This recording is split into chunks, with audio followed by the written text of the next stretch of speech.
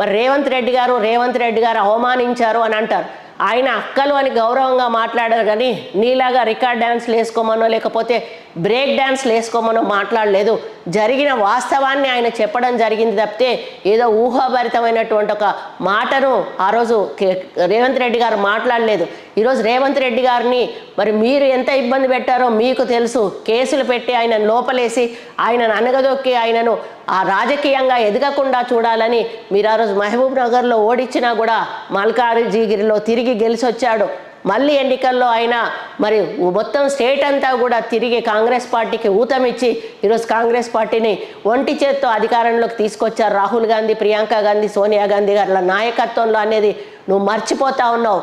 నువ్వు మాత్రం మీ అయ్య పేరు చెప్పుకొని ఈరోజు రాజకీయం చేస్తున్నావు కానీ నువ్వు స్వయంగా రాజకీయాల్లో ఎదిగినటువంటి వ్యక్తివి కాదు అనే విషయాన్ని నువ్వు మర్చిపోకు. ఈరోజు రేవంత్ రెడ్డి గారు కార్యకర్త స్థాయి నుండి ముఖ్యమంత్రి స్థాయి వరకు కూడా కష్టపడి ఎదిగి ఈరోజు ప్రజల కష్టాలు తెలిసిన వ్యక్తిగా ఈరోజు నిర్ణయాలు తీసుకుంటా ఉన్నారు. అటువంటి రేవంత్ రెడ్డి గారి గురించి విమర్శించే నైతిక హక్కు నీకు లేదు అని చెప్పి సందర్భంగా నేను తెలియజేస్తా ఉన్నాను.